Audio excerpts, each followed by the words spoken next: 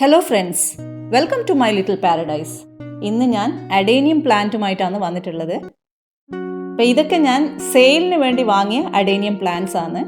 ഞാൻ നോക്കി സെലക്ട് ചെയ്തെടുത്ത് നല്ല കളേഴ്സ് കൊണ്ടുവന്നതാണ്. അപ്പം ലിമിറ്റഡ് സ്റ്റോക്കേ ഉള്ളൂ. നല്ല വയലറ്റ് ഉണ്ട്, കംപ്ലീറ്റ് വൈറ്റ് മൾട്ടിപെറ്റൽ ഉണ്ട്, പിങ്ക് മൾട്ടിപെറ്റൽ ഉണ്ട്, റെഡ് ഉണ്ട്, കംപ്ലീറ്റ് റെഡ് ഉണ്ട്, നല്ല ഹാർഡ് ബ്ലഡ് റെഡ് ഉണ്ട്.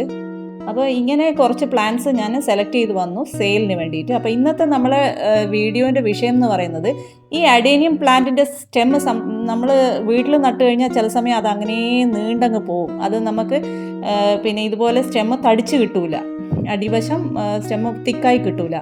അപ്പം നമുക്ക് ഈ നീണ്ടു പോകുന്ന അഡേനിയത്തെ സ്റ്റെം ഡിസൈൻ ചെയ്ത് കൊണ്ടുവരാം, നമുക്ക് താല്പര്യമുള്ള പോലെ ഡിസൈൻ ചെയ്ത് കൊണ്ടുവരാം. അപ്പം ഞാൻ എൻ്റെ ഇവിടെ തന്നെ പൊടിച്ച് വന്ന ഒരു വിത്തിൽ നിന്ന് ഉണ്ടായ ഒരു തൈ ഇതുപോലെ തന്നെ ഒറ്റ ബ്രാഞ്ചസ് ഒന്നും വരാണ്ട് നീണ്ടു പോകുന്ന തൈനെ ഞാൻ ഡിസൈൻ ചെയ്യാൻ വേണ്ടി ശ്രമിച്ചിട്ടുണ്ട്. അപ്പോൾ ഇന്നത്തെ വീഡിയോയിൽ ഞാൻ ആ ഒരു ടെക്നിക്ക് നിങ്ങളുടെ കൂടെ ഷെയർ ചെയ്യാമെന്ന് വിചാരിക്കുന്നു.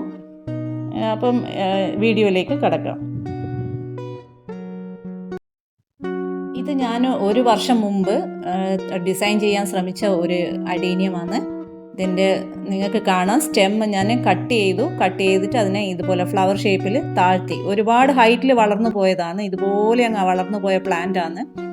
അപ്പോൾ അതിനെ സ്റ്റെമ്മിനെ ഒരു 4 വശത്തൂടെ കട്ട് ചെയ്തിട്ട് ചെയ്ത ഒരു സ്റ്റെം ഡിസൈനിങ് ആണ് ഇത്. ഇപ്രാവശ്യം ഞാൻ അതിൻ്റെ ഒരു സ്റ്റെപ്പും കൂടെ ചെയ്യാമെന്ന് വിചാരിക്കുന്നു. അപ്പോൾ ആദ്യം ഇതുപോലെ 4 കമ്പി, 4ആയിട്ടാണ് എനിക്കിതിനെ കട്ട് ചെയ്യാൻ പറ്റൂ, അത്രയും തിക്നെസ് ഉള്ളൂ സ്റ്റെമ്മ്. 4 കമ്പി എടുത്ത്, നമ്മൾ കോൺക്രീറ്റിന് ഉപയോഗിക്കുന്ന കമ്പി എടുത്ത് ഇതുപോലെ സെലോ ടേപ്പ് ഇട്ടിട്ട് അതിൻ്റെ മേലെ പേസ്റ്റ് ചെയ്യുക. പിന്നെ നമുക്ക് എത്ര ഹൈറ്റിൽ വേണം അവിടെയും കൂടെ ഒരു സെലോ ടേപ്പ് ചുറ്റി വെക്കുക. പിന്നെ നമ്മൾ നല്ലപോലെ സ്റ്റെറിലൈസ് ചെയ്ത്, അതായത് സ്റ്റൗവിൽ കാണിച്ചൊന്ന് ചൂടാക്കിയിട്ട് അതിൻ്റെ ചൂട് തണുക്കുമ്പം ആ ഒരു കത്തി ഉപയോഗിച്ച് ഇതിനെ കട്ട് ചെയ്യുക. കട്ട് ചെയ്യുമ്പോൾ നമ്മൾ ശ്രദ്ധിക്കണം, അത് ഔട്ട് ഓഫ് ഷേപ്പ് പോകാൻ പാടില്ല. സ്ട്രെയിറ്റ് ആയിട്ട് ക്ഷമയോടെ കട്ട് ചെയ്യുക. അതിനുശേഷം ഇതുപോലെ ഫംഗിസൈഡ് ബ്രഷിലെടുത്തിട്ട് ഈ കട്ട് ചെയ്ത് പീസിൻ്റെ ഉള്ളിലേക്ക് തേച്ച് കൊടുക്കുക. അത് സ്റ്റെമ്മ് ഡീക്കേ ആവാണ്ടിരിക്കാൻ വേണ്ടി അത് ഇതുപോലെ 4 പീസാക്കി കട്ട് ചെയ്തു, അതിൽ ഫുള്ള് ഫംഗിസൈഡ് അടിച്ചു. ഇനി നമ്മൾ ചെയ്യേണ്ട ഇതുപോലത്തെ പ്ലാസ്റ്റിക് കട്ട് ചെയ്തിട്ടുള്ള സ്ട്രിപ്പുകൾ, വെറുതെ പ്ലാസ്റ്റിക് കവർ കട്ട് ചെയ്ത സ്ട്രിപ്പുകളാണിത്. സ്ട്രിപ്പായിട്ട് കട്ട് ചെയ്ത് ആ പ്ലാസ്റ്റിക്കിനെ പിന്നെ ഈ കമ്പിയും ഈ മുറിച്ച തണ്ടും കൂടെ ഇങ്ങനെ വെച്ച് അങ്ങ് കവർ ചെയ്യുക, കംപ്ലീറ്റ് ആയിട്ട് കവർ ചെയ്തേക്കുക.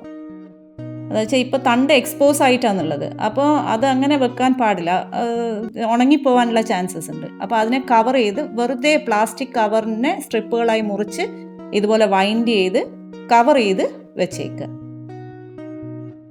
മൊത്തം താഴെ തുടങ്ങി മേലെ വരെ അതിന് കവർ ചെയ്യുക പ്ലാസ്റ്റിക് സ്ട്രിപ്പുകൾ കൊണ്ട്. ഇനി ഇതിനെ ഏത് ഷേപ്പിലേക്ക് വേണമെങ്കിലും നമുക്ക് കൊണ്ടുപോകാം. അതിൻ്റെ ഉള്ളിൽ കമ്പി വെച്ചിട്ട് നമ്മൾ ചുറ്റിയത് കൊണ്ട് തണ്ട് പൊട്ടിപ്പോവില്ല, ഒടിഞ്ഞു പോവാണ്ട് നമുക്ക് എന്തും ചെയ്യാൻ സാധിക്കും. ഇതിനെ കൊണ്ട് ഏത് ഷേപ്പിലേക്ക് വേണമെങ്കിലും കൊണ്ടുപോകാൻ സാധിക്കും. ഒരു ബോൾ ഇതിൻ്റെ നടുവിൽ ഇങ്ങനെ വെച്ചാൽ ഒരു കൊല്ലം അല്ലെങ്കിൽ ഒരു 2 കൊല്ലം അതേപോലെ അവിടെ കിടന്നാൽ അത് ഇതേ ഷേപ്പിൽ സെറ്റായി കിട്ടും. വർഷം കഴിയും തോറും അതിൻ്റെ തണ്ടിന് തടി വരും. ഞാനിപ്പോൾ ഇതിനെ പ്രസ് ചെയ്തിട്ട് ഒരു ഫ്ലവർ ഷേപ്പിലേക്ക് കൊടുക്കുക ചെയ്തത്. അതിനെ ഒന്ന് വെച്ച് ജസ്റ്റ് പ്രസ് ചെയ്തു, അപ്പോൾ ഇതുപോലെ ഒരു ഫ്ലവർ ഷേപ്പിൽ കിട്ടും. ഇനി തണ്ട് കുറച്ചുകൂടെ കട്ടിയുണ്ടെങ്കിൽ കുറച്ചുകൂടെ എതളുകൾ നമുക്ക് കിട്ടും. അത് അത്രയേ ഉണ്ടായിരുന്നുള്ളൂ, അതുകൊണ്ട് ആകെ 4 എതൾ മാത്രമേ കിട്ടിയുള്ളൂ. പിന്നെ ഞാനിതുപോലെ ടാഗ് ഉപയോഗിച്ച് അതിനെ കെട്ടി ഒരു ഷേപ്പ് കൊടുത്തു, ഒരു ഫ്ലവറിൻ്റെ ഷേപ്പ് കൊടുത്തു. ഇതുപോലെ ഞാൻ സ്റ്റെം ഡിസൈൻ ചെയ്ത ഒരു അഡേനിയമാണ്. ഒരു ജാപ്പാനീസ് സ്റ്റൈലിൽ ഞാൻ അതിനെ കമ്പി ഉപയോഗിച്ച് എസ് ഷേപ്പിലേക്ക് കൊണ്ടുവന്നിട്ട് വെച്ചിട്ടുള്ളത്. ഇപ്പോൾ 2-3 കൊല്ലമായി ഇതിൽ നിറയെ പൂക്കൾ വരുന്നുണ്ട്.